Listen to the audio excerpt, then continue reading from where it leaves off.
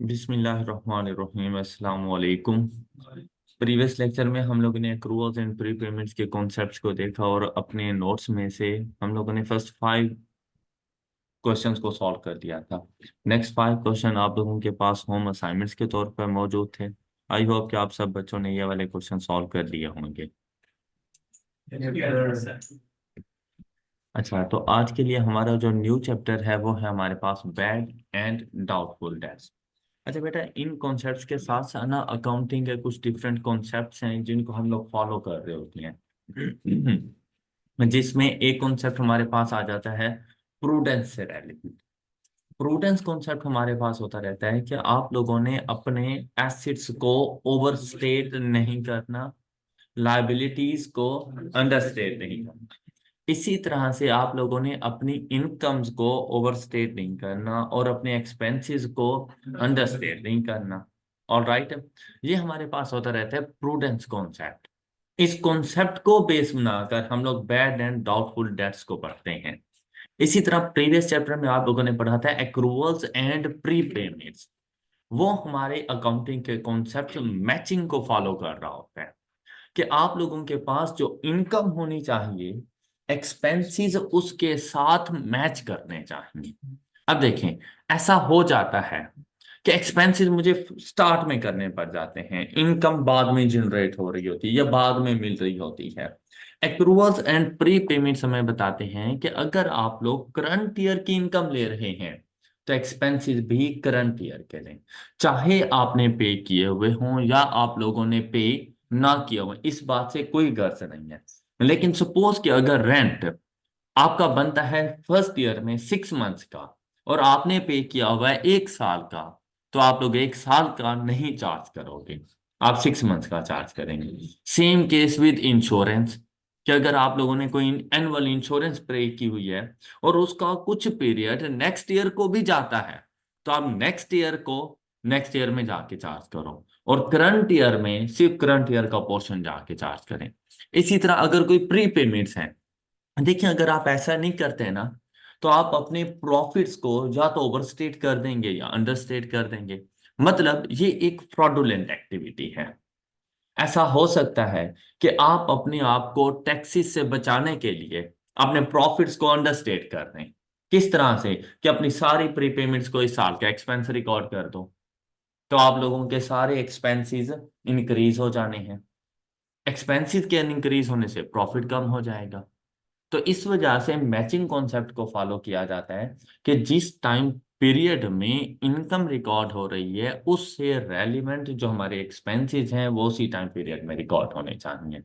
All right, इसी तरह से एक कॉन्सेप्ट हम लोग फॉलो किया करते हैं, सब्सटेंस ओवर फॉर्म। अकाउंटिंग के अंदर एक और कॉन्सेप्ट है सब्सटेंस ओवर फॉर्म। इसका कॉन्सेप्ट ये होता रहता है कि भाई लीगल टाइटल किसी और के नेम हो सकता है, फिजिकल पोजेशन किसी और के नेम पर हो सकते हैं, फिजिकल पोजेशन किसी और के पास होगा। अब अक्सर आपको पता होगा कि गाड़ियां लीज करवा लेते हैं बैंक से, पता है ना? अच्छा, वो 5 साल के लिए सपोज अगर लीज हो, तो क्या 5 साल के बाद वो गाड़ी बैंक वाले अपने पास रख लेते हैं?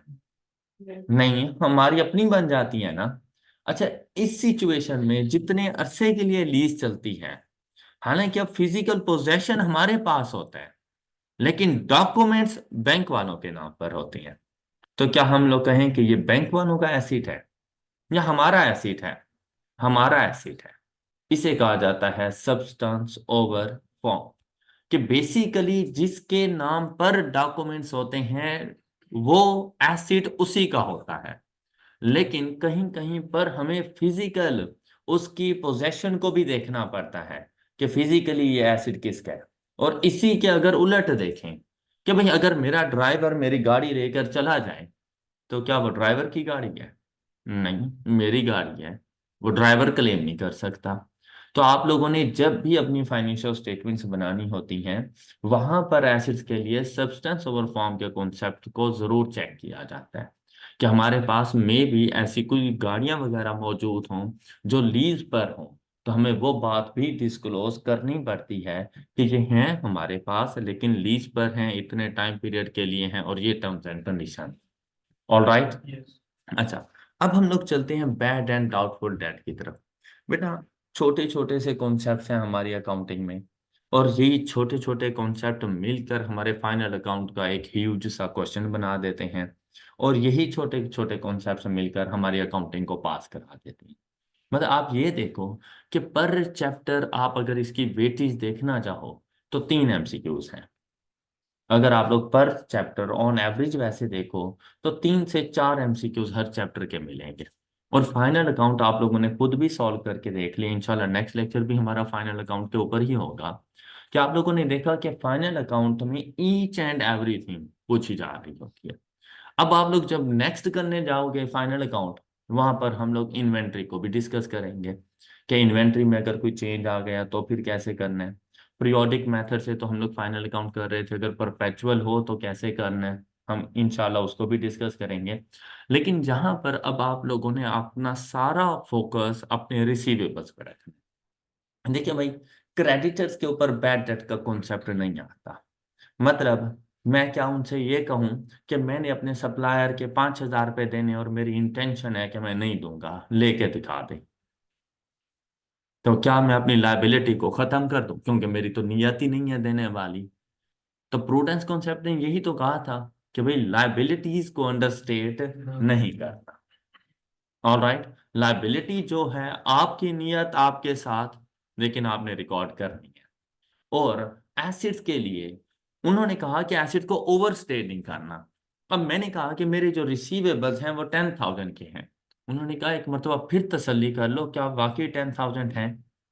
अब इनके कहने का ये नहीं मतलब था कि 10,000 से ज्यादा होंगे, ऐसा नहीं है। कि जाओ देखो क्या कोई फाइनेंशियल क्राइसिस में तो नहीं है, किसी की डेथ तो नहीं हो गई, किसी के साथ कोई प्रॉब्लम तो नहीं है, पता नहीं वो तुम्हें देना भी चाहता है पैसे या नहीं देना चाहता। आपने ये सारी चीजें रिकॉर्ड करनी है। और अगर आपको कहीं पे थोड़ा सा डाउट भी हो तो अभी उसको अपना रिसीवेबल कंसीडर न कर। इसीलिए तो डाउटफुल डेट को भी अपने जब बैलेंस शीट में हम लोग लिखने के लिए जाते हैं, अपने रिसीवेबल्स की लिस्ट में से उनको निकाल, बैड डेट तो ऑलरेडी निकाल चुके होते हैं, लेकिन डाउटफुल डेट को भी हम लोग रिसीवेबल्स के अकाउंट से तो नहीं निकालते, लेकिन जब बैलेंस शीट में लिखने लगते हैं तो डाउटफुल डेट भी माइनस करके लिखा करते हैं। याद है ना आपको ये बात?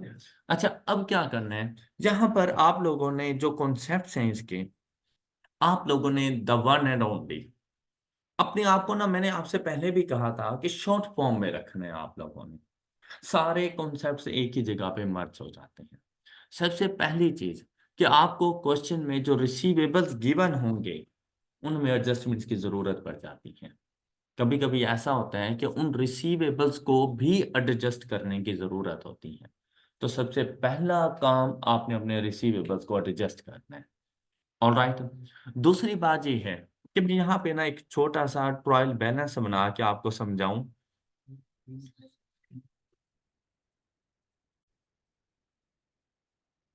आप लोगों के पास जो डाटा गिवन होता है ना एग्जाम में, हम उसके ऊपर जरा फोकस करेंगे कि आपको किस किस्म का डाटा गिवन होगा। Bad and doubtful debt.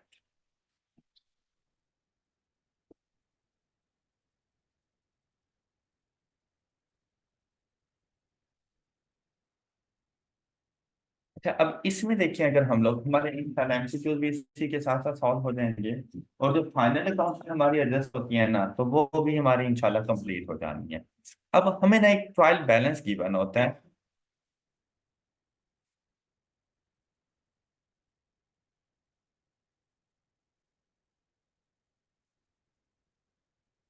और उसमें हमारे पास बैड एंड डाउटफुल डेट से रेलिवेंट जो चीजें गिवन हैं उनमें हमारे रिसीवेबल शामिल हैं। Receivables.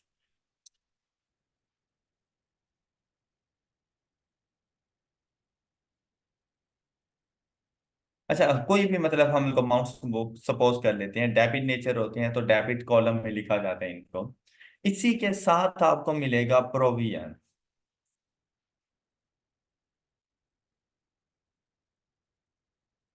Provision for receivable is ₹250। साथ में bad debt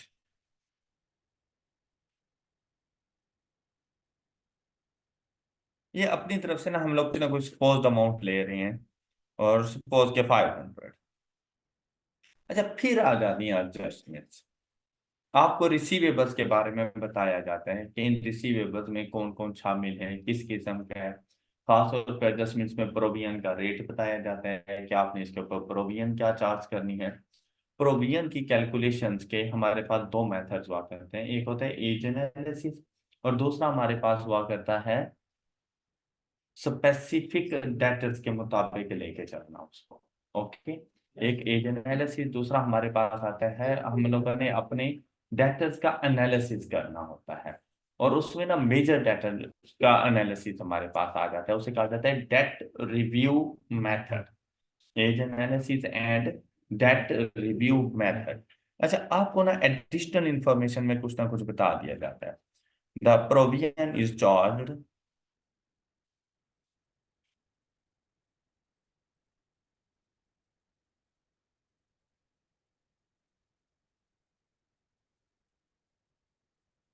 at a rate of 10% closing balance के ऊपर। और साथ में अगर रिसीवेबल्स में किसी किस्म का कोई चेंज वगैरह है, तो वो भी आपको बता दिया जाता है कि कोई ऐसी चीज जो उसने अभी तक अकाउंट फॉर नहीं की, तो आपको बता देता है। Receivables include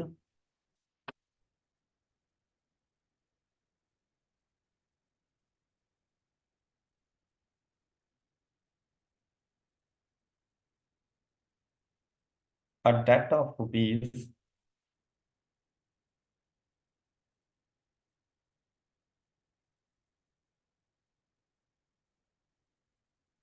300 which needs to be write off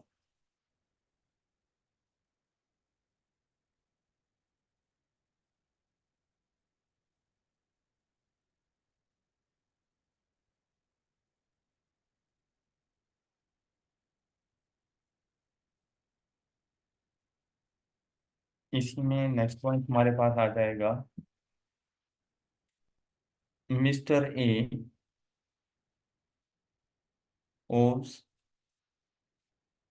rupees 1000 and he is in financial crisis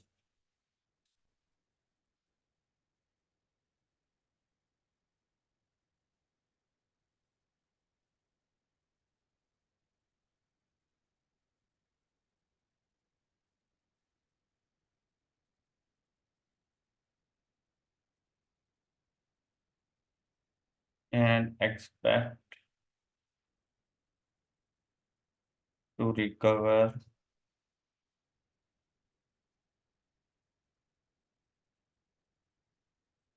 70%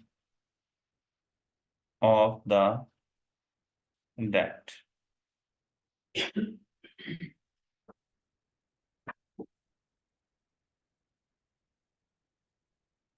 Receivables include an amount of rupees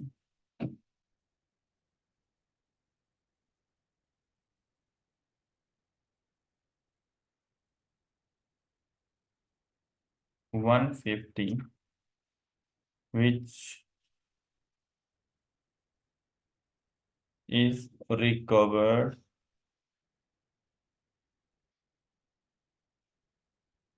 against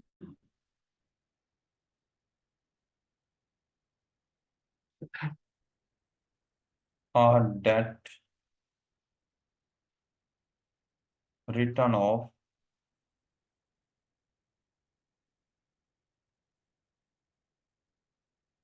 previously.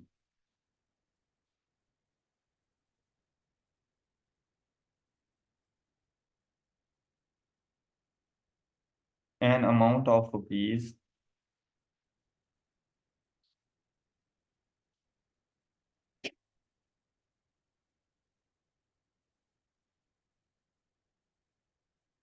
250 is secured.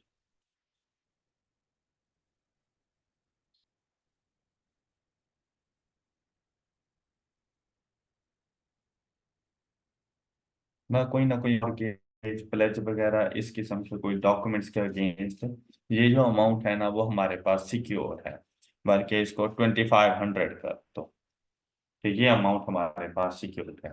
अच्छा, इस किस्म की सिचुएशंस आपको बताई जाती है, इवन कि आपके एमसीक्यूज में भी कुछ इस किस्म की ही सिचुएशन होती हैं कि ऊपर जैसे मैंने ट्रायल बैलेंस में डाटा लिखा है वो आपको बता देंगे your closing receivables is rupees 25,000 and the provision at the start of year is 250, और बाद में कोई ना कोई बैड डेट्स वगैरह की इंफॉर्मेशन दे देंगे।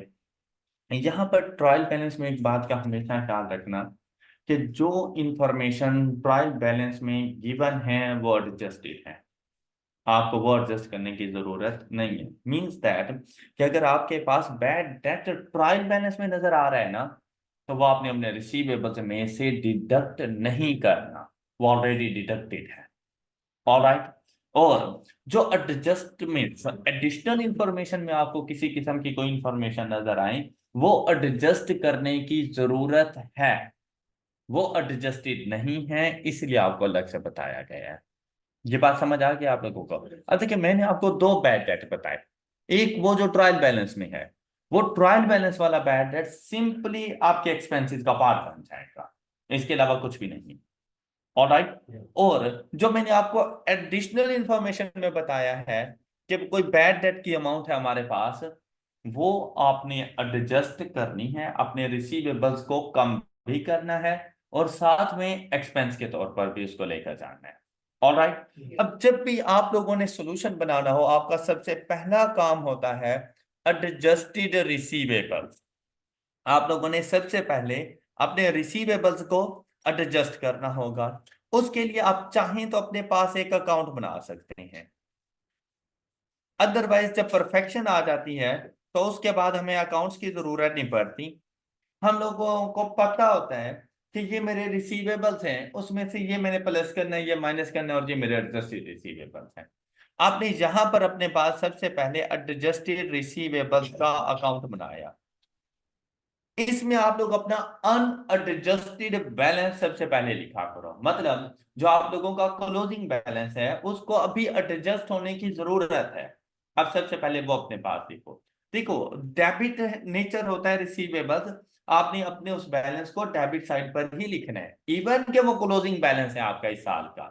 लेकिन जब आप लोग अपना एडजस्टेड रिसीवेबल अकाउंट बनाने लगे तो आप लोगों ने इसको आकर यहां पर कर दिया कि ये मेरे अनएडजस्टेड रिसीवेबल्स हैं। यहाँ पर बैलेंस ब्रॉट डाउन नहीं लिखना, क्योंकि ये आप लोगों का क्लोजिंग बैलेंस है और आप इसको सिंपली एडजस्ट करने के लिए जा रहे हैं, तो इसके साथ आप लिखेंगे अनएडजस्टेड। वैसे एमसीक्यूज वगैरह करते हुए इन बातों के ऊपर इतना फोकस नहीं होना चाहिए, लेकिन आप लोगों ने आगे बैड एंड डाउटफुल डेट कहीं भी नहीं पढ़ना, तो आप लोगों को ये जरूर पता होना चाहिए कि बैड एंड डाउटफुल डेट के साथ हम लोगों ने करना क्या होता है। तो एमसीक्यू सॉल्व करना आपको आ जाएंगे। अब देखिए यहां पर, अब आप आकर एडिशनल इंफॉर्मेशन में जो जो इंफॉर्मेशन आपको गिवन हो उनके मुताबिक आपने अपने रिसीवेबल्स को सबसे पहला काम इनको एडजस्ट किया करो। अब रिसीवेबल्स को जब एडजस्ट करने के लिए आए तो पता चला फर्स्ट पॉइंट में कि 300 रुपीज बैड डेट है which needs to be write off. जब राइट ऑफ की बात करें तो अपने रिसीवेबल्स में से उसको निकालना है। ऑल राइट, अदरवाइज नहीं करना। कोई कॉन्ट्रा सेटलमेंट आपको बता सकता है एडिशनल इंफॉर्मेशन में, कोई ऐसा हो सकता है कि आपको पता है कि हम लोग अपने रिसीवेबल्स को डिस्काउंट अलाउ किया करते हैं। मींस अगर किसी ने मेरे 1 लाख रुपए देने थे, मैंने उसको 10% डिस्काउंट अलाउ कर दिया, उसने मुझे चेक कितनी अमाउंट का ला के देना है, 90,000 रुपीज का। ऐसे ही है ना। अब उसकी एडजस्टमेंट करने लगते हैं तो जर्नल एंट्री क्या बनती रहती है हमारे पास, बैंक अकाउंट डेबिट हो जाता है 90,000 से, क्योंकि मैंने चेक की 90,000 कर लिया, तो बाय मिस्टेक हम लोग अपने रिसीवेबल्स को भी 90,000 से क्रेडिट कर देते हैं। तो इस किस्म की आपको वर्ड में बता देगा कि आपने एक चेक रिसीव किया था 90,000 रुपीज का और आपने अपने रिसीवेबल्स में इसको नेट अमाउंट पे ही रिकॉर्ड कर दिया, एज इट इज रिकॉर्ड कर दिया। भाई चेक को रिकॉर्ड होना था, लेकिन अगर मैं अपने रिसीवेबल्स को भी 90 से जाके क्रेडिट करता हूं, क्या मेरे रिसीवेबल ने मुझे रिमेनिंग 10,000 रुपीज देने हैं? नहीं, डिस्काउंट अलाउ करना, अलाउ किया था, वो रिकॉर्ड करना था जो कि मैंने नहीं किया। तो एडजस्टेड रिसीवेबल्स के अकाउंट में आकर उसको रिकॉर्ड कर दूंगा। लेकिन जो इंफॉर्मेशन वो आपको प्रोवाइड करे, आपने सिर्फ उसको अकाउंट पार करना है।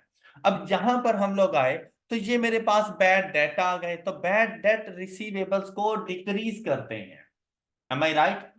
तो जब डिक्रीज करते हैं रिसीवेबल्स को, तो रिसीवेबल की कौन सी साइड पे लिखे जाएंगे? क्रेडिट साइड पे लिखे जाएंगे। तो आपने यहां पर आकर बैड डेट रिकॉर्ड कर दिए, बैड डेट ऑफ ₹300। अच्छा, अब नेक्स्ट एडजस्टमेंट देखें जरा। अब ये आपका एक्सपेंस बन जाएगा। अभी मेरा फोकस है सिर्फ रिसीवेबल्स को एडजस्ट करने की तरफ। अब देखिए नेक्स्ट कहता है Mister A owes ₹1000, he is a financial crisis and expect to recover 70% of the debt. इसका ताल्लुक आपकी क्लोजिंग प्रोविजन की कैलकुलेशंस के साथ है, इसका रिसीवेबल से कोई ताल्लुक नहीं है। जब भी आपकी कोई एक्सपेक्टेशंस हो, आपकी कोई एस्टिमेशन हो, आपको किसी किस्म का कोई डाउट हो, तो वो प्रोविजन का पार्ट बन जाता है, वो आपकी प्रोविजन की कैलकुलेशंस के अंदर आता है, वो आपके रिसीवेबल्स में से लेस नहीं होता। ऑलराइट? चाहे अक्सर ऐसा होता है कि वो आपको कह देता है he is bankrupt, he is in financial crisis. तो अगर ऐसी कोई बात है तो सिंपली जाके प्रोविजन में रिकॉर्ड करो, जब तक कि वो आपसे ना कहे कि needs to be write off, तब जाके आपने राइट ऑफ करना है, बैड डेट रिकॉर्ड करना है, अदरवाइज प्रोविजन में चार्ज करना है। बात समझ आ गई सब बच्चों को? अच्छा, नेक्स्ट देखिए, अब ये वाला इस चीज का ताल्लुक सिर्फ और सिर्फ प्रोविजन की कैलकुलेशन के साथ था। नेक्स्ट देखिए, कहते हैं amount of ₹150 which is recovered against a debt return of previously, इसे कहा जाता है बैड डेट रिकवर। ऑलराइट? और बैड डेट रिकवर्ड का आपके रिसीवेबल से कोई ताल्लुक नहीं होता। ये आप ऐसे समझ लें जैसे कि मेरा एक रिसीवेबल था, प्रीवियस ईयर में मैंने उससे ₹150 लेने थे, या चाहे मैंने ज्यादा भी क्यों नहीं लेने थे, तो मुझे लगा कि इसने मुझे नहीं देने और मैंने उसको बैड डेट रिकॉर्ड कर दिया। जैसे ही मैंने बैड डेट रिकॉर्ड किया, क्या मेरी बुक्स में वो मेरा रिसीवेबल है? तो जब अगर वो अब आकर आपको पैसे दे देता है, तो आपने क्या किया? आपने कैश या बैंक अकाउंट को डेबिट किया और उसको रिसीवेबल अकाउंट को क्रेडिट कर दिया। भाई वो तो आप पहले ही क्रेडिट कर चुके थे, तो आप दूसरी मरतबा क्यों उसको क्रेडिट करने जा रहे हैं? तो बैड डेट रिकवर्ड कभी भी आपके रिसीवेबल्स का पार्ट नहीं बनते, और अगर आप उनको गलत चार्ज कर चुके हो तो आप उसका रिवर्सल रिकॉर्ड करो। ये बात समझ आ गई है? क्लियर? अगर आप लोग उसको रिकॉर्ड कर चुके हो तो आप लोगों ने उसका रिवर्सल रिकॉर्ड करना है। तो मैंने ऊपर लिख दिया था कि receivables include an amount of ₹150 which is recovered against a debt return of previously. तो मतलब मैं अपने रिसीवेबल्स में रिकॉर्ड कर चुका हूं, तो मैं गलत कर चुका हूं, तो मैं जाके इसकी एडजस्टमेंट्स करूंगा और रिसीवेबल्स अकाउंट की अब कौन सी साइड पे जाके रिकॉर्ड करूंगा? क्लियर? क्लियर? ये बैड डेट रिकवर्ड है हमारे पास।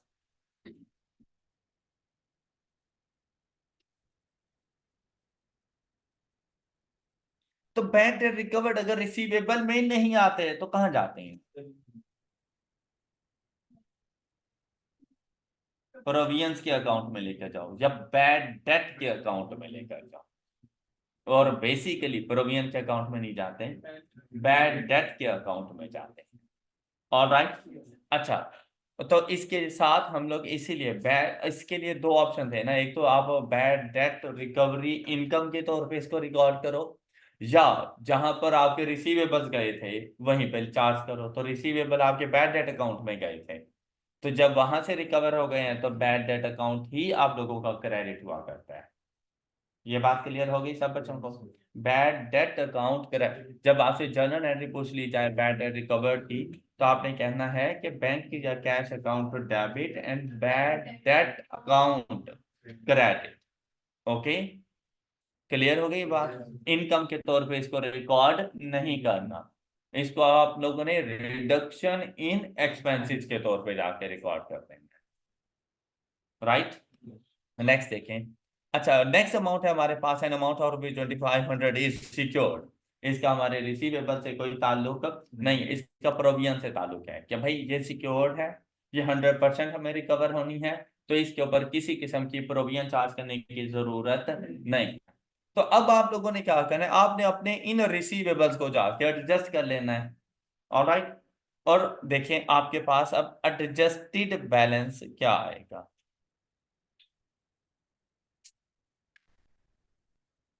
जी, एडजस्टेड बैलेंस 2 4।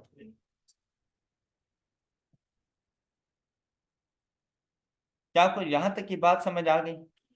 अच्छा बेटा, आगे जो आप लोगों ने पढ़ा हुआ है वो कुछ इस तरह से पढ़ा हुआ है कि आपके पास ना दो किस्म के अकाउंट्स होते हैं। एक आपके पास अकाउंट होता है bad date expense,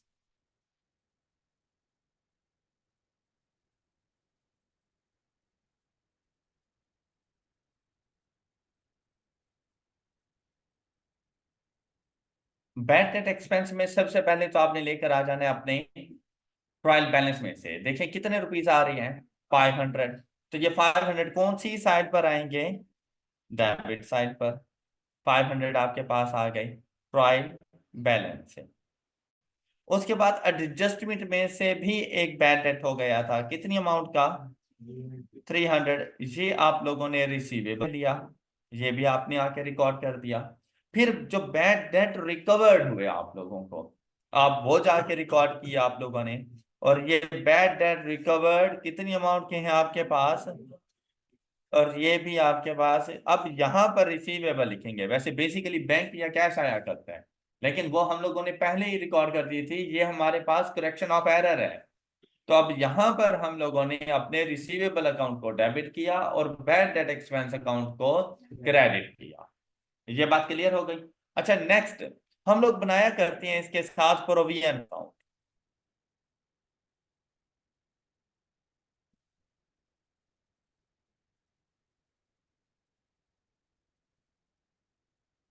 provision for doubtful date.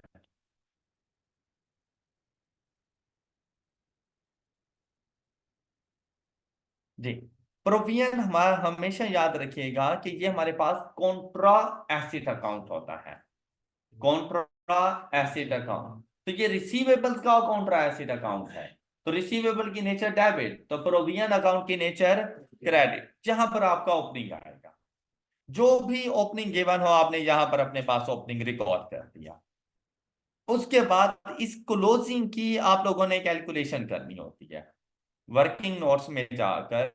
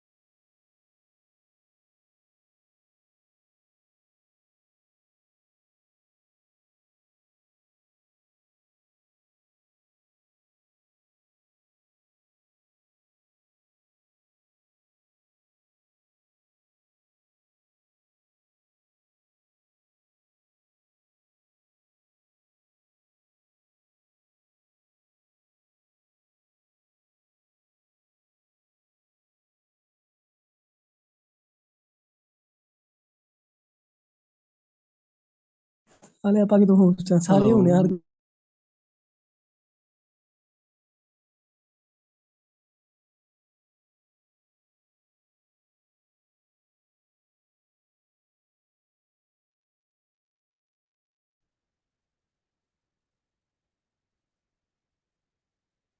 Closing provision. अच्छा, अब इसके लिए जब हमारे पास डेट रिव्यू मेथड होता है, तो आप लोगों ने ना अपने डेटर्स की क्लासिफिकेशन करनी होती है।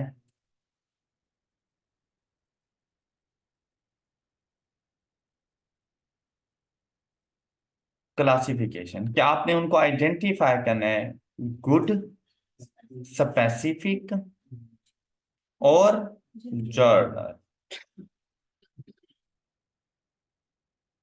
उसके बाद आपने देखनी है अमाउंट ड्यू, क्या हमने इनसे कितनी अमाउंट रिसीव करनी है, प्रोविजन रेट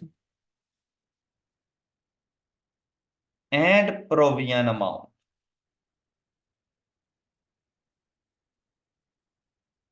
मतलब आपको एग्जाम में सच बनाने की जरूरत नहीं है, ये चीजें मतलब आपके माइंड में चल रही होंगी कि इस तरह का टेबल है, वहां पर आपने सिर्फ अमाउंट से लिखते जाना है कि क्लोजिंग प्रोविजन की कैलकुलेशन हम लोगों ने ऐसे करनी है। अब देखिए गुड, आपने अपने रिसीवेबल्स में से देखना है कोई ऐसा है जिसके ऊपर मुझे डाउट ना हो, या जिसका डेट सिक्योर्ड हो। तो हमें ऐसा एक मिल गया था, N amount of ₹2500 is secure, तो ये गुड की कैटेगरी में आ जाएगा। अमाउंट इज, और गुड रिसीवेबल्स के ऊपर प्रोविजन रेट 0%। उसके बाद आने स्पेसिफिक कि क्या मेरे रिसीवेबल्स में से मुझे कोई ऐसा पर्सन बताया गया जो फाइनेंशियल क्राइसिस में है, जिसके ऊपर कोई डिफरेंट प्रोविजन रेट चार्ज करना हो, किसी को स्पेसिफिक कर दिया गया हो। तो हमारे पास एक रिसीवेबल मौजूद था जो फाइनेंशियल क्राइसिस में था, मिस्टर ए, और उससे हम लोगों ने कितनी अमाउंट रिकवर करनी है, 1000। लेकिन हमने क्या कहा कि कितनी अमाउंट रिकवर हो जानी है, तो हम लोग अमाउंट में क्या जाके लिखेंगे, लेकिन प्रोविजन रेट वो रेट जो अमाउंट रिकवर नहीं हो सकती। तो इसमें से 70% हो जानी है, तो कितने परसेंट रिकवर नहीं होनी, वो आप लोगों ने यहां पे रिकॉर्ड कर दी। तो यहां पर प्रोविजन अमाउंट आपके पास आ जाएगी 300। ऑलराइट, फिर जर्नल के लिए इसके अलावा और कोई स्पेसिफिक नहीं था, कोई और होता तो वो भी हम लोग इसी तरह लिखते जाते। फिर आप लोगों ने क्या करना है कि जर्नल को लिखने से पहले अपने एडजस्टेड रिसीवेबल आप लोगों ने यहां पे लिखने हैं। और देखिए आपके एडजस्टेड रिसीवेबल का बैलेंस क्या आ रहा था, 24850। क्लियर। अब यहां से बैलेंसिंग वैल्यू के तौर पर आप लोगों ने जर्नल को आइडेंटिफाई करना है, तो वो वैल्यू आपके पास आ जाएगी 21,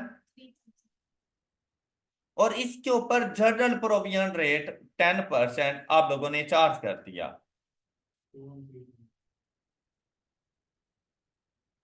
और इसका टोटल 2435। ये बात क्लियर हो गई। अच्छा, ये क्लोजिंग प्रोविजन है, आप लोगों ने यहां पे लिख देनी है 2435, जो भी आपके पास है। ये ओपनिंग से कम भी हो सकती है, ज्यादा भी हो सकती है, हो सकता है कभी ओपनिंग ना हो, क्लोजिंग ही सिर्फ मौजूद हो हमारे पास, तो कुछ भी सिचुएशन हो सकती है। और फाइंड आपने इस तरह करनी है। क्या आपको कैलकुलेशन की समझ आ गई सब बच्चों को? अच्छा, अब आप लोगों ने क्या करना है भाई, आपने देखना है कि प्रोविजन के अकाउंट में क्या इंक्रीज या डिक्रीज है, मतलब इसकी बैलेंसिंग वैल्यू फाइंड करें। और ये बैलेंसिंग वैल्यू आपको डेबिट साइड पे भी मिल सकती है, और आपको जो सी साइड पे मर्जी मिले, आपने बैड डेट अकाउंट में लेकर जानी है। ऑलराइट, मतलब आपने ये नहीं सोचना कि डेबिट पे है या क्रेडिट पे है, जहां पर भी बैलेंसिंग अमाउंट हो आपने बैड डेट को चार्ज करना है। तो यहां पर देखें तो हमारे पास बैलेंसिंग वैल्यू कौन सी साइड पे आ रही है, तो बैड डेट को कितनी अमाउंट जाके हम लोग चार्ज करें। अब यहां पर आप सोचें कि अगर प्रोविजन में इंक्रीज आया तो प्रोविजन अकाउंट डेबिट हुआ, एम आई राइट? गलत, प्रोविजन अकाउंट क्रेडिट हुआ, और बैड डेट अकाउंट डेबिट। तो ये इसकी जर्नल एंट्री बन गई। आपसे पूछ सकता है कि अगर प्रोविजन में इंक्रीज आ जाए तो उसकी मूव करने की जर्नल एंट्री, ट्रांसफर करने की जर्नल एंट्री क्या होगी। तो वो देखिए भाई, जर्नल एंट्री हमेशा ब्रॉड डाउन और कैरी डाउन की नहीं होती। तो उसके अलावा प्रोविजन में सिर्फ एक ही एंट्री आने जा रही है, और वो कौन सी है, ये बैड डेट से रेलिवेंट। अब प्रोविजन अकाउंट क्रेडिट हो रहा है और बैड डेट अकाउंट डेबिट, अगर इंक्रीज है, और अगर डिक्रीज होता तो इसका उलट हो जाता। फिर प्रोविजन अकाउंट ने डेबिट हो जाना था और बैड डेट अकाउंट ने क्रेडिट। ये बात क्लियर हो गई। नेक्स्ट देखें, अब अगर बैड डेट अकाउंट डेबिट हो रहा है तो आपके पास तो बैड डेट अकाउंट मौजूद है।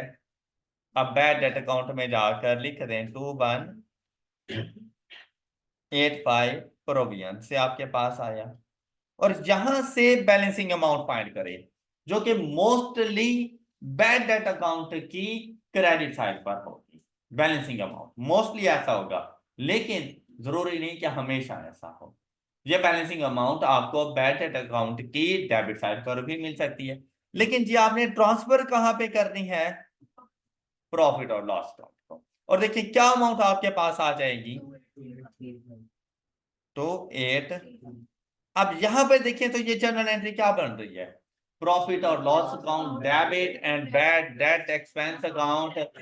तो बेटा प्रॉफिट और लॉस अकाउंट का डेबिट होना इसको एक्सपेंस के तौर पे रिकॉर्ड करेगा, और अगर ये बैलेंसिंग वैल्यू आ जाती bad and doubtful debt account की डेबिट साइड पर तो प्रॉफिट और लॉस अकाउंट क्रेडिट होता, तो वो रिडक्शन इन एक्सपेंसेस के तौर पर जाता। ऑल राइट, यहां तक किसी को कोई इशू? बातें क्लियर हो गई? अच्छा, ये था एक पूरा चैप्टर का ओवरव्यू कि पूरे चैप्टर में ये कुछ है। अब हम लोगों ने क्या करना है भाई, आपको इतने सारे अकाउंट्स बनाने की जरूरत नहीं है। आपको रिसीवेबल्स की और जो एडजस्टमेंट्स आए वो तो आप लोगों ने सिंपली बस कैलकुलेटर उठाना है कि मेरे पास 25,000 तो मौजूद हैं मेरे क्लोजिंग रिसीवेबल्स, उसमें से मजीद मैंने 300 के बैड डेट माइनस करने हैं, और जो मेरे पास बैड डेट रिकवरी हुई थी और इसमें शामिल हो गई थी और मैंने लेस कर दी थी वो मैंने ऐड कर देनी है। तो यहां से आपको मिल जानी है आप लोगों के क्लोजिंग रिसीवेबल। बात क्लियर हो गई है? यहां तक किसी को कोई इशू? तो बेटा अब जब आप लोग प्रैक्टिस करेंगे ना, और खास तौर पे फाइनल अकाउंट में, तो हम इसी तरह के एडजस्टमेंट करेंगे कि बस कैलकुलेटर उठाएंगे, अपने रिसीवेबल्स लेंगे ट्रायल बैलेंस से, उसके बाद एडजस्टमेंट के मुताबिक हम लोग उसमें से प्लस माइनस करते जाएंगे, लेकिन एडजस्टमेंट्स में से तो हमें पता चल जाएगा हमारे क्लोजिंग एडजस्टेड रिसीवेबल्स कितने हैं। अब जब हम लोग प्रोविजन के लिए जाएंगे तो बेटा आप लोगों ने ये इतने सारे अकाउंट्स का झंझट नहीं इकट्ठा करना। आप लोगों ने सिर्फ एक अकाउंट बनाना है, और वो कुछ इस तरह से आपके पास हो।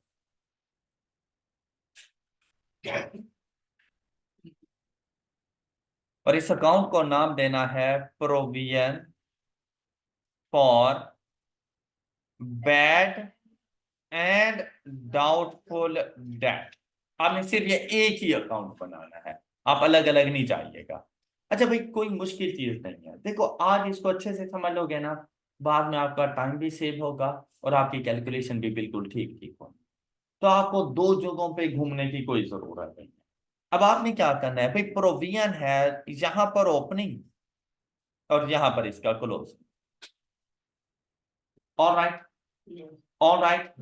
अच्छा अब देखो भाई, जो आपके बैड डेट होते थे, अब लोग क्या करते थे, बैड डेट के लिए बैड डेट अकाउंट डेबिट और रिसीवेबल अकाउंट क्रेडिट।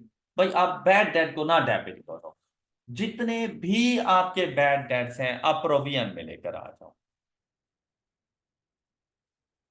आपके जितने भी बैड डेट्स हैं आप सारे के सारे अपने प्रोविजन अकाउंट की डेबिट साइड पर लेकर आ जाओ। ये बात क्लियर हो गई? और अगर किसी किस्म की कोई बैड डेट रिकवरी है, देखिए उनकी साइड बिल्कुल सेम रहती है। देखो बैड डेट में भी तो डेबिट हो रहे थे, इधर भी वही डेबिट ही करना है। और बैड डेट रिकवरी आप लोग पहले लेकर जाते थे bank account debit and bad debt account credit. भाई बैड डेट अकाउंट है ही नहीं, तो पूछा गया कौन सा अकाउंट है, हमने कहा provision for bad and doubtful, कहते हैं उसमें रख लो। ऑलराइट, तो आप लोगों ने अपना जितने भी बैड डेट रिकवरी हो वो भी आप लोगों ने इधर ही रखनी है, BDR बैड डेट रिकवर्ड। बात क्लियर? अच्छा अब मुझे भाई ओपनिंग मिल गया था, यहां पे रिकॉर्ड करो। मुझे बैड डेट का पता चल गया, 500 बैड डेट था मेरा, 500 था ना ट्रायल बैलेंस में, 500 का यहाँ पे था, 300 का मजीद हो गया, तो टोटल मेरा बैड डेट कितना हो गया? बस यहाँ पे 800 लिख दो। बैड डेट रिकवरी जो पहले मैंने रिकॉर्ड नहीं की हुई थी यहां पे आके रिकॉर्ड कर दूंगा, कितने की थी, और क्लोजिंग मैंने जाके फाइंड कर, क्लोजिंग प्रोविजन की मैंने कैलकुलेशन, वो बेटा बिल्कुल ऐसी ही होनी है जैसे अभी हम लोगों ने की है, कि उसके लिए ना एक छोटी सी वर्किंग 2-4 लाइनें लिख लिया करो। मतलब अब इतना सबको लिखने की जरूरत नहीं, मुझे पता चल गया कि यार मेरे जो टोटल रिसीवेबल्स हैं वो 24,850, क्योंकि ये देखो कैलकुलेटर पे ये वैल्यू आ गई थी ना, ये आप लोगों ने यहाँ पे लिख देनी है। उसके बाद पता है कि यार ये जो जर्नल है ना, ये तो मैंने लेकर आना है बैलेंसिंग वैल्यू के तौर पर। मैंने सोचा स्पेसिफिक का, कि क्या किसी किस्म का कोई स्पेसिफिक है, तो पता चल गया 1000 at a rate of 30% is equal to 300, और किसी किस्म का कोई गुड 2500, बस आगे कुछ नहीं लिखने की जरूरत है, मतलब 0% और डैश लगाने की कोई जरूरत नहीं है। उसने कौन सा मुझे जाके मार्क्स देने हैं इसे मेरी रफ वर्क के। अब ये इसलिए लिखा था कि मैं यहाँ पे जर्नल अमाउंट फाइंड कर सकूं, बैलेंसिंग वैल्यू फाइंड कर सकूं। अब मैंने क्या किया, इसमें से लेस कर दिए गुड रिसीवेबल्स और लेस कर दिए स्पेसिफिक, तो क्या बैलेंस आ गया 21, इसका 10%, 21, ये क्लोजिंग प्रोविजन मिल गई। अब यहां पे गए 24, और अब जाके इस अकाउंट को क्लोज कर दिया। अब जैसे ही इसको क्लोज किया तो देखो डेबिट साइड का टोटल ये 3235, यही टोटल मैंने यहां पे लिखा, इसमें से लेस कर दिया। अच्छा, ऊपर जो मैंने अकाउंट बनाए थे आपने देखा कि मैंने टोटल नहीं लिखे थे, जस्ट बैलेंसिंग वैल्यू। ये लिखने का मकसद ये था कि आपने भी ऐसा ही करना। देखो भाई, उसने मुझे अकाउंट्स बनाने के कोई मार्क्स नहीं देने, उसने मुझे वहां से अमाउंट पिक करने के मार्क्स देने हैं, तो अमाउंट पिक करो कि भाई कैलकुलेटर पे डेबिट साइड का टोटल करके बस वहीं से ही माइनस करना शुरू कर दो और जाके बैलेंसिंग अमाउंट फाइंड कर लो। अब जहां से देखो, इसमें से मैं अगर 400 माइनस कर दूं तो ये चार्ज कर दो 28। भाई अगर ये आ जाता है प्रोविजन अकाउंट की क्रेडिट साइड पर, तो जाके रिकॉर्ड करना एस एन, और अगर ये आ जाए इधर डेबिट साइड पर, तो रिडक्शन इन अदर इनकम नहीं, रिडक्शन इन एक्सपेंस के तौर पर रिकॉर्ड कर। कि ये ज्यादा इजी नहीं है, एक ही अकाउंट और आपके एमसीक्यूज भी सॉल्व हो जाएंगे, और आप लोगों के सारे जो फाइनल अकाउंट में एडजस्टमेंट्स होंगी वो भी अकाउंट फॉर हो जाएंगे। ऑलराइट, अब देखिए प्रॉफिट और लॉस अकाउंट में तो जाएगी ये वाली वैल्यू जो हम लोगों ने provision for bad and doubtful debt account की बैलेंसिंग वैल्यू फाइंड की है। अब बात ये आती है कि हम लोगों ने अपने बैलेंस शीट के अंदर स्टेटमेंट ऑफ फाइनेंशियल पोजीशन में अपने रिसीवेबल्स को कौन सी अमाउंट पर रिकॉर्ड करना है। तो बेटा याद रखिएगा कि हमेशा एडजस्टेड रिसीवेबल्स, तो एडजस्टेड रिसीवेबल्स कितने थे 24, और इनमें से लेस कर दें क्लोजिंग प्रोविजन। देखिए भाई, अगर आप लोगों के पास ये रिसीवेबल क्या eight the end of the year नहीं है, ऐसा ही है ना, तो बेटा प्रोविजन भी तो eight the end of the year जाके माइनस करो। तो eight the end of the year हम लोगों ने इन रिसीवेबल्स के ऊपर कितनी अमाउंट का डाउट शो किया, तो भाई डाउट इन रिसीवेबल्स के ऊपर इन अमाउंट का है, तो ये जाके माइनस कर दें इसमें से 24। तो आपके रिसीवेबल्स जो आपके करंट एसिड्स के तौर पर आपको नजर आएंगे वो होंगे, मतलब जब आप लोग ये कैलकुलेशंस कर रहे हो ना, तो वहीं से ही पता चल जाता है आप लोगों को कि 24850 में से लेस कर देंगे 2435, 22415, जी जाके आपने स्टेटमेंट ऑफ फाइनेंशियल पोजीशन। अब आपसे जो एमसीक्यूज किए जाते हैं उनमें मोस्टली यही चीजें होती हैं कि स्टेटमेंट ऑफ फाइनेंशियल पोजीशन में आप अपने रिसीवेबल्स कौन सी अमाउंट पे रिकॉर्ड करेंगे, या आपसे पूछा जाता है कि कंप्रीहेंसिव इनकम में आप अपना एक्सपेंस कितना रिकॉर्ड करेंगे, तो आप लोग अब उसे इजीली बता सकते हैं। यहां पर एक छोटी सी बात आपने याद रखनी है कि प्रोविजन के अकाउंट में या तो इंक्रीज होगा या फिर डिक्रीज होगा, मतलब ओपनिंग और क्लोजिंग का comparison.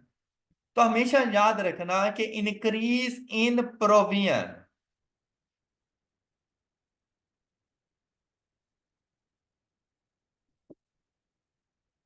charged as an expense and decrease in provision charged as reduction in expenses। और कौन से expense? Basically bad debt expense. अब देखें, बात सुनिएगा भाई, मेरा 500 का बैड डेट हो चुका, 300 का मजीद बैड डेट हो गया, भाई मेरा एक्सपेंस 800 रुपए का है। M I right? M I right? क्या मैंने चार्ज 800 रुपए किया? मैंने प्रॉफिट और लॉस अकाउंट को क्या चार्ज 800 रुपए किया? नहीं, मैंने कितनी अमाउंट चार्ज की? 2835। तो ये इंक्रीज कैसे आ गया मेरे इस एक्सपेंस में? Due to increase in provision. Alright, ये देखो, ये प्रोविजन का अकाउंट बनाया था ना, कितना इंक्रीज था? 218। इसने जाकर मेरे उस बैड डेट एक्सपेंस में इंक्रीज कर दिया। ये बात क्लियर? फिर अगर किसी किस्म की कोई बैड डेट रिकवरी हो जाती है, आपने अदर इनकम के तौर पे नहीं रिकॉर्ड करना, आपने अपने बैड डेट एक्सपेंस को कम करना है। अब देखें, इंक्रीज आया 2185 का। अगर मैं 2185 में 21 एक्सपेंस ऐड करूं 800, तो ये अमाउंट तो बनती है 2985। तो मैंने चार्ज तो ये भी नहीं की, तो अब मैंने कम चार्ज की due to bad debt recover. तो अगर इसमें से अब ये माइनस कर दें तो 2835, क्या मैंने यही नहीं चार्ज किया? तो आपकी परफेक्शन ऐसी होनी चाहिए एमसीक्यूज करते हुए कि सब कुछ कैलकुलेटर पे हो रहा हो, कि आपको पता हो ये अमाउंट ऐड होनी है, ये लेस होनी है, ये अमाउंट आ जानी है, और मैंने जाके टिक कर देना है। क्लियर? आपके bad and doubtful debt account में सिर्फ और सिर्फ यही चीजें थी जो हम लोगों ने डिस्कस कर दी, और आपके लिए सबसे इंपॉर्टेंट जो यहाँ पर अकाउंट है वो ये बात है, आपने इसके ऊपर ग्रिप रखनी है। अब हम लोग चलेंगे इससे रेलिवेंट कुछ एमसीक्यूज क्वेश्चंस की तरफ। तो क्वेश्चन नंबर 1 जरा, अच्छा यहाँ पे एक और बात सुनते हैं। अक्सर हमारे बच्चे कंफ्यूज हो जाते हैं कि बेटा आपकी स्टडी टेक्स्ट में जो एमसीक्यूज गिवन है वहां पर भी कुछ ऐसे इश्यूज मौजूद हैं कि बच्चा उन क्वेश्चंस को इंटरप्रेट नहीं कर पाता। बेटा हमेशा याद रखना है कि अगर आपको क्लोजिंग रिसीवेबल बताएगा और साथ में आपसे कह देगा an amount of rupees 500 needs to be written off, all right, तो मतलब आपने एडजस्ट करना है, और ये आपका बैड डेट है। ये बात समझ आ गई? लेकिन अगर कभी रिसीवेबल से पहले कोई बैड डेट आपको बता देता है और बाद में आपको आपके क्लोजिंग रिसीवेबल बताता है, कहता है receivables written off during the year amounting to rupees 500 and your closing receivables are rupees 25,000, means that अब आपने लेस नहीं करना, अब वो करके दे। वहां पर सिर्फ इस बात को पिक कर, और उसका सॉल्यूशन दोनों मेथड से होता है। आप अगर डिडक्ट करके सॉल्यूशन फाइंड करें तब भी मिल जाएगा, ना करके करें तब भी मिल जाएगा। तो ऐसी कोई बात नहीं कि आपका आंसर मैच कर गया तो वो ठीक है। आपने वहां पर स्टेटमेंट को अच्छे तरीके से देखना है कि मैंने इन बैड डेट्स को एडजस्ट करना है या नहीं करना। उसकी प्रैक्टिस आपकी यहाँ पर भी हो जानी है। क्वेश्चन नंबर 1 को जरा अच्छे तरीके से पढ़ के इसका मुझे सोल्यूशन दें। ऐसी सिचुएशंस आप लोगों को एग्जाम में फेस करनी पड़नी है, लेकिन वहां पे बेटा आप लोगों ने ना किसी भी बात की टेंशन नहीं लेनी। कोई क्वेश्चन मुश्किल भाई आएंगे, मुश्किल आएंगे, आई कैट का एग्जाम है तो वहां पर मुश्किलात फेस करनी पड़ती हैं। उन मुश्किलात को ओवरकम करने के लिए तो हम लोग यहाँ पे बैठे हुए हैं कि वहां पर बैठकर आप लोगों ने अपने आप को किस तरह संभालना है और क्वेश्चन का सोल्यूशन कैसे फाइंड करना है। अब देखिए, क्वेश्चन को बड़े अच्छे से पढ़ा करो और कोशिश करो कि यहाँ पर जो रिक्वायरमेंट की लाइन होती है ना वो सबसे लास्ट वाली होती है। इसको पहले पढ़, ताकि मेरा माइंड उस चीज के बारे में वर्किंग करना स्टार्ट कर दे कि मैंने उसको फाइंड क्या करके देना है। हम सारी स्टोरी पढ़ लेते हैं, एंड पे आके रिक्वायरमेंट बदल जाती है, हम स्टोरी को फिर से पढ़ना शुरू कर देते हैं। तो इस वजह से पहले पता हो कि रिक्वायरमेंट क्या है, मेरी मंजिल क्या है। तो यहां पे कहता है what will be the net balance included in the statement of financial position for receivables as at 30th April 2000। एक तो मैंने आपसे ये कहा था कि भाई डेट्स बहुत इंपॉर्टेंट होती हैं आप लोगों के लिए, कि आपको पता हो कि हम कौन सी डेट पर अब मौजूद हैं। और साथ में मैंने स्टेटमेंट ऑफ फाइनेंशियल पोजीशन में अपने रिसीवेबल्स की अमाउंट बतानी है। अगर यहां पर वो ये वाली बात ना भी करता, तब भी बेटा स्टेटमेंट ऑफ फाइनेंशियल पोजीशन में ग्रॉस रिसीवेबल्स नहीं बताए जाते। ऑलराइट, नेट ही होते हैं। कौन सी चीज के नेट? प्रोविजन डिडक्ट करते। नेट से मुराद है कि आपने अपने एडजस्टेड ग्रॉस रिसीवेबल्स में से क्लोजिंग प्रोविजन को लेस करना है, और वो स्टेटमेंट ऑफ फाइनेंशियल पोजीशन में आपके एसेट्स के तौर पर रिकॉर्ड होता है। बात क्लियर? जिस तरह से आपके नॉन करंट एसेट्स अपनी WDV के ऊपर रिकॉर्ड होते हैं, कॉस्ट पर नहीं होते।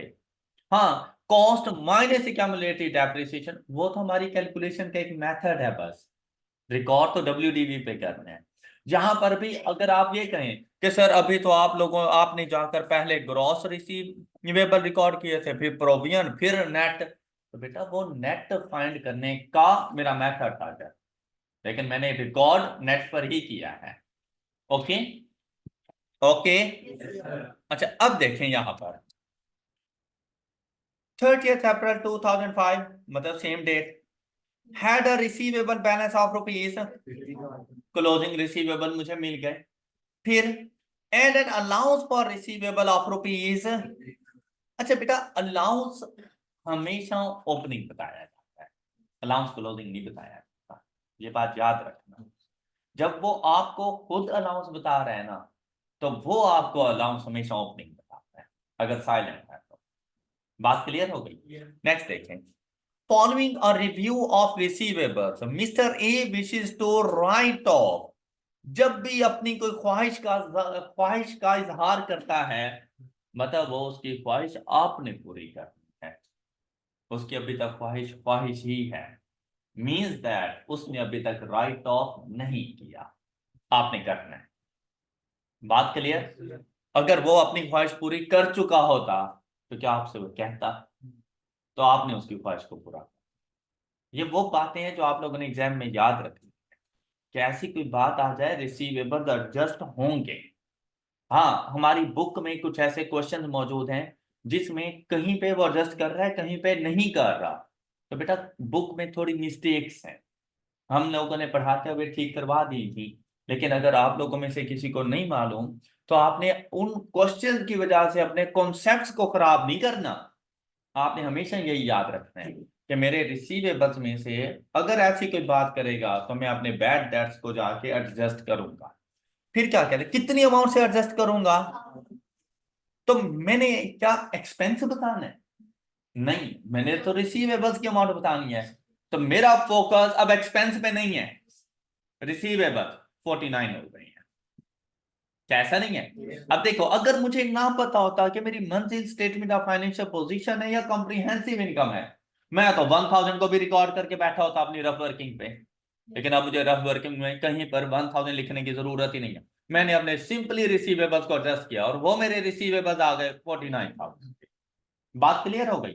अच्छा, फिर वो कहता है increase the allowance for receivable by rupees. उसने ये नहीं बताया प्रोविजन का रेट क्या है, कौन स्पेसिफिक है, कौन गुड डेटर है, और कौन आपके पास आप एजिंग एनालिसिस की। उसने कहा है कि भाई प्रोविजन का बैलेंस 1650 से इंक्रीज किया है, बेटा क्लोजिंग नहीं बताई। इतनी अमाउंट से मैंने अपने प्रोविजन के बैलेंस को इंक्रीज किया है। ऑलराइट। अच्छा, अब क्या करना है बेटा, इनिशियली कितना था, मैंने अपनी रिसीवेबल्स की नेट अमाउंट फाइंड करने के लिए क्या इंक्रीज माइनस करना है? नहीं, मैंने जाकर अपनी क्लोजिंग प्रोविजन फाइंड करना है, क्लोजिंग प्रोविजन माइनस करनी है। मैंने 1650 नहीं माइनस करना, मैंने देखना है कि अगर ओपनिंग 800 है और उस प्रोविजन में इंक्रीज 1650 का है, तो इन मेरे पास क्लोजिंग कितना होगा? 2450। ये बात समझ आ गई है? तो अब मेरे रिसीवेबल्स, एडजस्टेड रिसीवेबल्स कितने थे? Less closing receivable 46550। ये आंसर है। और बीटा आंसर वाले शाबाश, गुड, बहुत आला। डेल्टा कैसे फाइंड कर रहे थे? बस ये मिस्टेक देखो, क्वेश्चन की स्टेटमेंट को गौर से पढ़ना। आई कैप ने हमेशा इसी, देखिए बेटा, पूरा क्वेश्चन आप अच्छे से पढ़ लेते हो और जहां पर फोकस की जरूरत होती है वहीं पे फोकस नहीं रहता और आप लोगों से मिस्टेक हो जाती है। ऐसा नहीं होता कि आपके पास नॉलेज नहीं है, आपको पता भी होता है कि मैंने ये चीज ऐसे एडजस्ट करनी है, लेकिन एक टू और बाय को भी रिप्लेस कर देना तो क्वेश्चन का सारा सोल्यूशन बदल जाता है। तो आप लोगों ने वहां एग्जाम में बैठे हुए क्वेश्चन को बहुत अच्छे तरीके से पढ़ना है। ये क्लोजिंग प्रोविजन नहीं बताई थी उसने, उसने कहा था इंक्रीज इन प्रोविजन। बेटा इंक्रीज इन प्रोविजन आपकी एक्सपेंसेस का पार्ट तो बन सकता है, लेकिन आपके नेट रिसीवेबल्स में से लेस नहीं होता। राइट? बात समझ आ गई सब बच्चों को? अच्छा, इधर ही अगर हमसे पूछ लिया जाता कि हमारे पास स्टेटमेंट ऑफ कॉम्प्रिहेंसिव इनकम में एक्सपेंस कितना चार्ज करें प्रॉफिट और लॉस अकाउंट को, तो आप कितनी अमाउंट बताएं? सोच समझ के, कोई मुझे जल्दी नहीं है, खैर है, मैं अपने बाकी काम बाद में कर लूंगा। लेकिन अगर प्रॉफिट और लॉस अकाउंट में मैंने इस क्वेश्चन से रेलेवेंट कोई अमाउंट चार्ज करनी हो एज एन एक्सपेंस, तो मैं कितनी अमाउंट चार्ज करूं? 1 मिनट ले लो, फिर सोच कर मुझे बता दो। तो आप लोगों ने डिफरेंट डिफरेंट मुझे आंसर बता दिए। अब इंतजार होगा कि ठीक कौन है। देखिए बेटा, बात करनी है हमने एक्सपेंसेस की। एक्सपेंसेस के लिए मैंने आपसे कहा ये बैड डेट हो गया, तो बेटा ये तो एक्सपेंस पक्का है, 1000 जाएगा। फिर बात आती है प्रोविजन के ऊपर, और मैंने अभी आपको थोड़ी देर पहले कहा कि अगर प्रोविजन में इंक्रीज है तो एज एन एक्सपेंस, तो बेटा यहां पर उसने हमें खुद बता दिया है कि इंक्रीज कितने का है, तो ये भी as an expense 1000 plus 1650, and the correct answer is ये एज एन एक्सपेंस चार्ज हो। बेटा क्लोजिंग नहीं, क्लोजिंग में बैड डेट नहीं ऐड कर देना, एक्सपेंस। देखें बात याद रखिएगा कि statement of financial position balance sheet में क्लोजिंग रिसीवेबल और क्लोजिंग प्रोविजन, ओके, और जो हमारे पास स्टेटमेंट ऑफ कॉम्प्रिहेंसिव इनकम है, प्रॉफिट और लॉस अकाउंट है, उसमें ओपनिंग और क्लोजिंग प्रोविजन का difference plus bad debt and less bad debt recover. Alright, bad debt 1000, increase in provision 1650, दोनों ऐड हुए 265 as an expense. Clear? Next question number 2 जरा अच्छे से सोचें, शाबाश। क्वेश्चन नंबर 2 का मुझे आंसर करें। अच्छा 2 एंड 3 ना बिल्कुल सेम सेम है, आपने दोनों के ऊपर सेम एफर्ट्स करनी है। सिर्फ अगर यहां पर देखें ना, इनकी रिक्वायरमेंट्स थोड़ी सी चेंज हैं। What was the charge to statement of in respect of irrecoverable debt expense, and what will be the net balance in statement of। तो बेटा क्वेश्चन नंबर 1 में भी तो यही दो रिक्वायरमेंट थी, मैंने दोनों आपको बता दी, मतलब वैसे तो एक थी, दूसरी हमने खुद बना ली, और यहां पर डाटा सेम है, और आपने इनकम स्टेटमेंट में क्या चार्ज करना है वो बताओ, और बैलेंस शीट में क्या रिसीवेबल जाएंगे वो बताएं। शाबाश, कोई बात नहीं, आप 2 मिनट लगाएं, तसल्ली से लगाएं, क्वेश्चन पढ़ें, फिर जाके सोल्यूशन देंगे। एज एट थर्ड, अच्छा यहां पर देखिए उसने डेट वगैरह कुछ नहीं बताई थी, तो यहां पर देखिए as at 31st March Phil had receivables of rupees this following a review of receivable. Phil decided to write off the following irrecoverable debts. Decided to write off, आपने करना है, ओके, उसने नहीं करके दिए हुए। यही बात मैंने आपसे पहले बताई थी, रिसीवेबल्स बताने के बाद अगर आपसे ऐसी कोई स्टेटमेंट बताता है, he wishes to write off, he decided to write off, he needs to write off, तो आप लोगों ने उनको जाके राइट ऑफ करना है, अपने रिसीवेबल्स में से एडजस्ट करोगे। कहते हैं जॉन को हम लोगों ने बैड डेट रिकॉर्ड किया 1000 से 500 से, एंड ये तो है बैड डेट, ये प्रोविजन नहीं है, ये आपके रिसीवेबल में से लेस हो जाएंगे, and the totals are 4750। Am I right? तो आपके इन में रिसीवेबल्स में से इन्होंने तो सिंपली डिडक्ट हो जाना है। ये बात क्लियर हो गई? एडजस्टेड रिसीवेबल प्रोविजन की कैलकुलेशन के लिए। फिर उसने कहा फिर adjusted the allowance for receivables ₹2,1250। The current balance on the allowance for receivables amount is ₹2,000. Phil also received ₹300 from a debt that had been written off at an, तो इसके बारे में उसने बेटा ये नहीं कहा कि इसको एडजस्ट करना है रिसीवेबल्स में। ये एडजस्ट उस टाइम पे होते हैं जब हम ये 300 रिसीवेबल्स में शामिल कर चुके होते हैं। उसने सिंपली आपको एक इंफॉर्मेशन दी है, भाई इन तमाम सिचुएशंस के अलावा मैंने ₹300 बैड डेट रिकवर भी किए हैं। ऑलराइट, अच्छा अब हम लोगों ने उसे क्या कुछ बताना था, एक तो अपने एडजस्टेड रिसीवेबल्स नेट अमाउंट, और साथ में हम लोगों ने अपना एक्सपेंस। अब यहां पर अगर आप लोग देखें तो भाई मैंने आपसे कहा था आप लोगों ने सिर्फ प्रोविजन का अकाउंट बनाना है। प्रोविजन के अकाउंट में बैड डेट रिकॉर्ड होंगे इसकी डेबिट साइड पर 4750।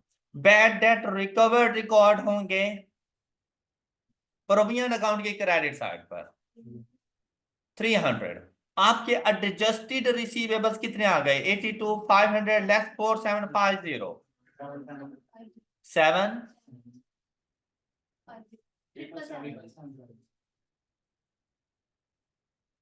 ऑलराइट, 10 है जी। अब आते हैं प्रोविजन के ओपनिंग एंड क्लोजिंग। अच्छा प्रोविजंस के लिए उसने क्या कहा, Phil adjusted the allowance for receivable ₹1250। अब ये इसका क्लोजिंग है, and the current balance on the allowance for receivable account is, ये ओपनिंग है। मैंने आपसे कहा था कि जब आपको करंट बैलेंस प्रोविजन का बताया जाता है तो हमेशा उसका ओपनिंग होता है, और उस ओपनिंग को उसने एडजस्ट आकर किया कौन सी अमाउंट पर? 1250 पर। क्लियर? अच्छा अब देखिए मैंने पहले प्रॉफिट और लॉस अकाउंट बनाना था, प्रॉफिट और लॉस अकाउंट का पता मुझे यहां से चल जाएगा। कौन सी अमाउंट मेरे पास ग्रेटर आ रही है? Debit side. सिंपली आप लोगों ने यहां पर इस तरह करना है 4750 plus 1250 less 2000 and less 300, and answer is 3700। Alright, alpha वाले कितने थे? इनके लिए तो क्लैप, गुड। और आई होप के सब बच्चों को समझ भी आ चुका होगा। तो बेटा नीचे वाला क्वेश्चन आप लोगों के लिए बहुत ज्यादा सिंपल था कि ये आपके रिसीवेबल 77,750 लेस क्लोजिंग बैलेंस उसने खुद गिवन है यहां पर 1250 76500। बीटा आंसर कितने थे? बीटा आंसर वाले चले रहने दें, शाबाश, गुड, वेल डन। बात समझ आ गई है सब बच्चों को? तो बैड एंड डाउटफुल डेट हो जाएगा ना? चलें जरा बताएं क्वेश्चन नंबर 4।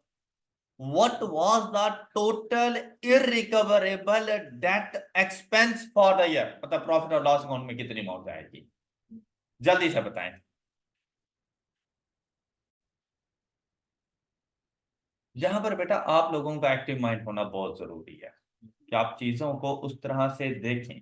मैंने आप लोगों से पहले भी कहा था कि बेटा जब भी आप ICAP एग्जाम में जाके बैठे हो ना, उस टाइम पे भूल जाओ कि उस पेपर के अलावा भी कोई दुनिया मौजूद है। ऑलराइट, आपका पेपर हो जाना है। पर उस टाइम पे ना याद रखना कि आप पेपर से पहले क्या कर रहे थे, आपने पेपर के बाद जाके क्या करना है।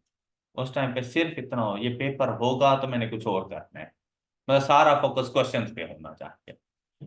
तमाम चीजें पढ़ी हुई होती हैं, मतलब जिस मर्जी टीचर से आप लोगों ने पढ़ा हो भाई, उसने कॉन्सेप्ट डिलीवर किए हैं, आपने पढ़ा हुआ है, सिर्फ एक थोड़ी बहुत रिवीजन की जरूरत होती है आप लोगों को, मतलब उस चीज में ना आप जरा निखार पैदा करना होता है। रिवीजन का मकसद ये होता है कि आप लोगों में ना थोड़ा सा निखार पैदा हो जाए, पॉलिशिंग हो रही है बेसिकली।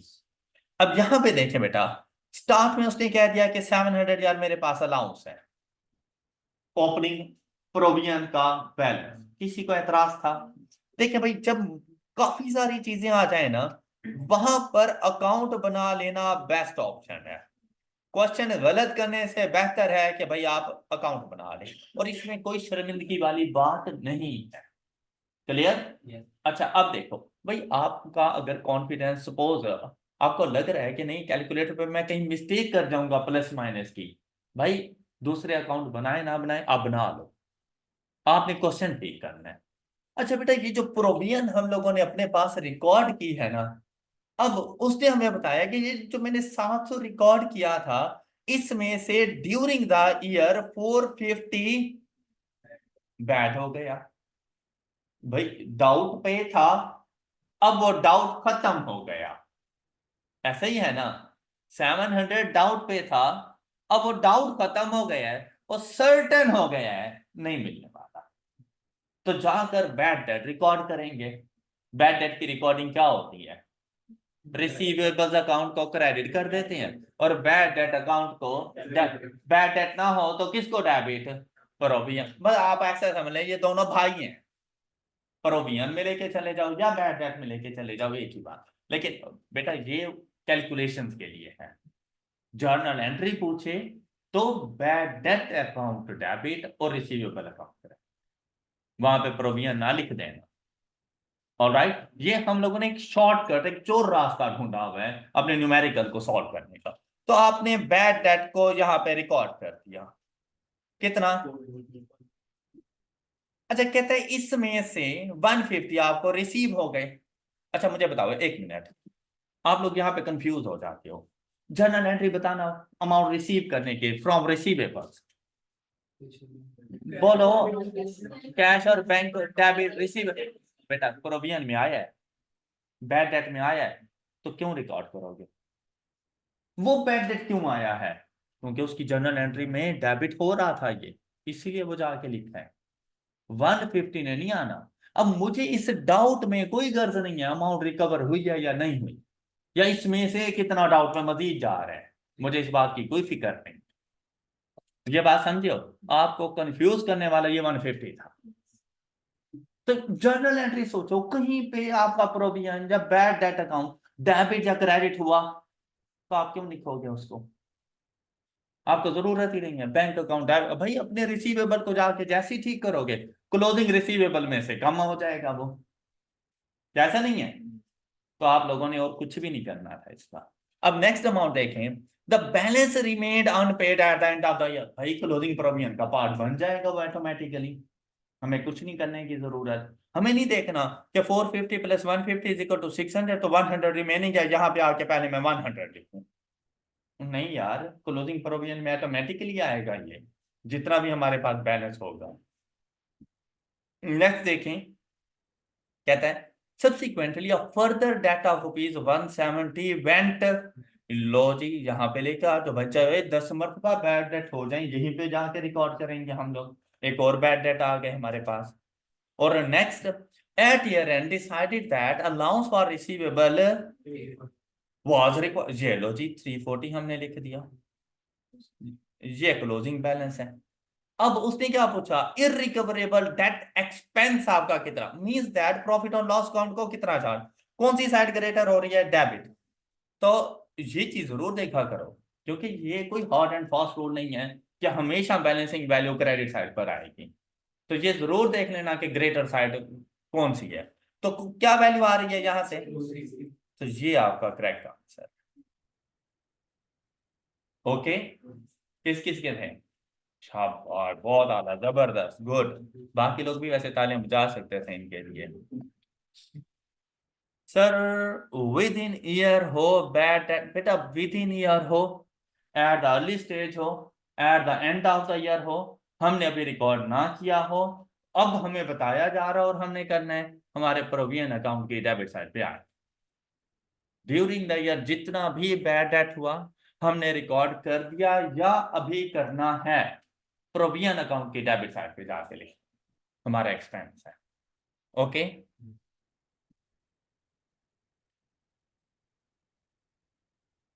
जी। अच्छा नेक्स्ट क्वेश्चन देखें, शाबाश।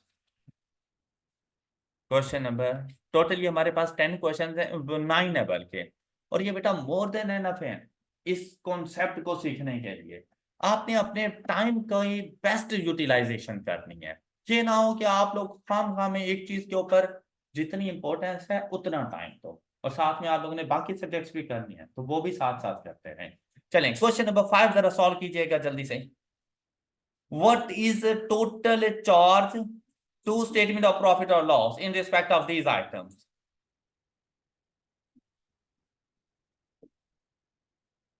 जल्दी से आंसर बताएं। अब आप खुद देखें कि आप इस किस्म का क्वेश्चन पहले भी मतलब सॉल्व करते रहे हैं, इवन के पूरा सेशन गुजर गया, बैड एंड डाउटफुल डेट के अच्छे खासे क्वेश्चन सॉल्व कर चुके हैं, लेकिन यहाँ पर आके फिर आपको सोचने पे मजबूर कर देते हैं ये क्वेश्चन, ये कैसे। बात सुने, उसने बताया she has a receivable balance of rupees, और मैंने उसे क्या बताना है, statement of allowance for receivable of rupees this. अच्छा वैसे हम लोग इसको इजीली सॉल्व कर सकते थे, लेकिन हम इसको यूं कर देते हैं ओपनिंग। अच्छा, she has just received rupees 150 in respect of half of a debt that she had made an allowance। मतलब इसका ये है कि 1250 में एक अमाउंट मौजूद थी, उस अमाउंट का हाफ 150 बनता था जो कि उसने रिसीव कर लिया, और उस अमाउंट का remaining half bad debt record करना है। तो बेटा अगर हाफ 150 है तो रिमेनिंग हाफ भी तो 150 होगा। ओके मतलब यहां पर ना टोटल अलाउंस को नहीं देखना था कि टोटल अलाउंस है 1250, उसका हाफ बनेगा 625, उसमें से 150 आ गया तो रिमेनिंग 625, या आप 150 लेस करके रिमेनिंग हाफ लें, वो गलत है। उसकी स्टेटमेंट को गौर से पढ़ो। कहते हैं एक अमाउंट है 150 हमने रिसीव किया in respect of half of a debt that she had made an allowance against, जिसके अगेंस्ट उसने अलाउंस बनाया हुआ था, उसका हाफ अमाउंट रिकवर कर ली। एंड फिर देखें she now believes the other half of the debt to be bad and needs to be write off. तो अदर हाफ 150 ही होगा ना, वो जाकर आपने बैड डेट रिकॉर्ड कर देना है। बस देखो बेटा, सिर्फ स्टेटमेंट को अंडरस्टैंड करने का इशू होता है, आपकी इंटरप्रिटेशन क्या है, क्या आप उसको किस तरह से देख रहे हो चीजों को। अब यहां पर देखें ये बैड डेट आया। नेक्स्ट, अच्छा एक और छोटा सा इसमें ट्विस्ट है हमारे पास, she also wants to increase the allowance for receivable 2 rupees। तो बच्चे यहाँ पे आके एंड पर जो क्लोजिंग बैलेंस लिखते हैं वो होता है 2750। भाई पूछा जाता है क्यों, कहते हैं 1250 पहले था, 1500 से मजीद इंक्रीज करना है। 2 रुपीज 150 मीन्स दैट क्लोजिंग को ही 1500 रिकॉर्ड करना है। पहले 1250 था और वो 1250 इंक्रीज होकर 1500 बन गया। अगर यहां पे होता ना फॉर रिसीवेबल्स बाय ₹1500, तब जाके 2750 लिखे, रिसीवेबल को इंक्रीज 1500 की अमाउंट से करो, टू मतलब इंक्रीज करने के बाद ये अमाउंट है। क्लियर। तो मैंने आपसे पहले ही कहा था कि एक टू और बाय आपके क्वेश्चन को बदल के रख देगा। क्लियर। तो यहां से आपका क्वेश्चन आई थिंक सॉल्व हो चुका है। प्रॉफिट और लॉस इज, शाबाश, बहुत आला। कौन थे 400 वाले? गुड, बहुत आला, जबरदस्त। इसी क्वेश्चन में अगर आपसे ये पूछ लिया जाता कि भाई आप लोगों ने स्टेटमेंट ऑफ फाइनेंशियल पोजीशन में क्या अमाउंट जाके लिखनी है, क्या रिकॉर्ड करनी है, तो ये बात तो कंफर्म होगी कि लेस 1500 होगा क्लोजिंग प्रोविजन। तो यहां पर देखें तो कहता है रिसीवेबल का बैलेंस 47800 है। ये आप लोगों क्या ओपनिंग था, ओपनिंग में सिर्फ घुमा रहा है। क्या आपसे कहता है receive 150 and she now believes that the other half of the debt to be bad and wants to be, तो आपने 47800 में से 150 लेस कर देना। 47800 में से 150 बैड डेट का लेस कर देना है और अमाउंट आ जाएगी 47650। ऑलराइट, और उसमें से जाके 1500 लेस कर देना। सर जो हमने 150 रिसीव किया है वो कितना सही? She has just received 150 in respect। अच्छा, या तो ये है कि इसको आप लोग एडजस्टेड ही अज्यूम करो। बेसिकली अभी इस क्वेश्चन में उसका जो फोकस था वो स्टेटमेंट ऑफ प्रॉफिट और लॉस अकाउंट के ऊपर था, तो इस वजह से उसने रिसीवेबल्स के बारे में ऐसा कोई क्लैरिटी नहीं बताई, सिर्फ हमें यहाँ पर वो घुमाने की कोशिश कर रहा है। और दूसरी बात ये है बेटा, बात सुनो, अगर उसने हमें ये 1500 क्लोजिंग खुद फाइंड करके दे दिया, इट मीन्स दैट रिसीवेबल ठीक है। क्योंकि अगर मैं इनको एडजस्ट करता हूं, इसका मतलब कि फिर प्रोविजन भी तो गलत होनी है। अगर रिसीवेबल कम या ज्यादा करता हूं तो बेटा उसकी वजह से मेरी प्रोविजन का बैलेंस भी तो गलत होना है। और तीसरी बात, जितना ऐड करने का आप कह रहे हैं उतना ही तो लेस करना है, फिर भी तो वो फर्क नहीं पड़ेगा। तो आप लोग सिंपली इस सिचुएशन में 47800 लेस 1500 और आप लोगों के नेट रिसीवेबल्स आ गए। जब क्लोजिंग प्रोविजन खुद से फाइंड करके दे देगा तो रिसीवेबल्स को एडजस्ट करने की जरूरत नहीं होती, अदरवाइज आपको फिर क्लोजिंग प्रोविजन भी एडजस्ट करनी पड़ती है। ओके, अगर वो पूरी एडजस्टमेंट आप लेते हैं तो 150 ही आप लोगों ने ऐड करना है और 150 ही आपने लेस, ऐसे ही है नहीं, दोनों मतलब 150 लेस होगा रिसीव्ड के तौर पर, 150 लेस होगा बैड डेट के तौर पर। लेकिन हमें एज सच ये करने की जरूरत नहीं है क्योंकि क्लोजिंग प्रोविजन खुद बता दी, सिंपली आप लोग जाके लेस कर दो 47800। वो सिर्फ हमें घुमा रहा था कि कहीं हम इधर मिस्टेक करें। ओके, आप लोगों ने बेटा ये बाकी जो क्वेश्चन वगैरह हैं हमारे पास, जस्ट 4 क्वेश्चन हैं, ये आप लोगों ने जरा खुद से प्रैक्टिस करनी है ताकि आपको ये आइडिया हो कि आपको बैड एंड डाउटफुल डेट्स किस हद तक आ जाते हैं। इन केस कोई मसला हो तो आप लोगों ने नेक्स्ट लेक्चर में मुझसे पूछ लेना है। अब हम लोग अपने पास कोई फाइनल अकाउंट का क्वेश्चन डिसाइड कर लेते हैं कि हम लोगों ने कल के लिए कौन सा क्वेश्चन डिस्कस करना है ताकि वही क्वेश्चन आप असाइनमेंट के तौर पर करके आओ।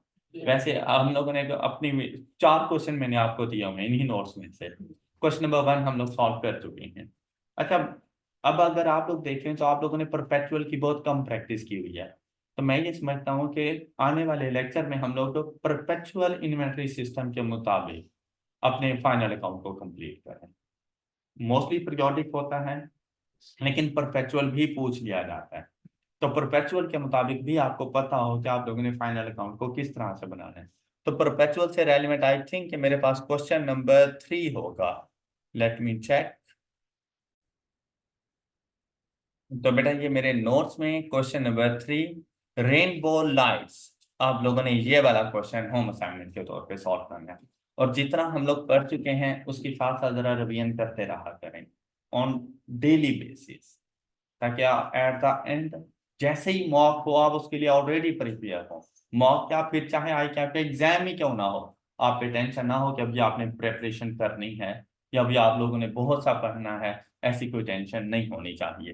That's all for today. अपना बहुत सा ख्याल रखें, नेक्स्ट लेक्चर में मिलेंगे। अल्लाह हाफ़िज़।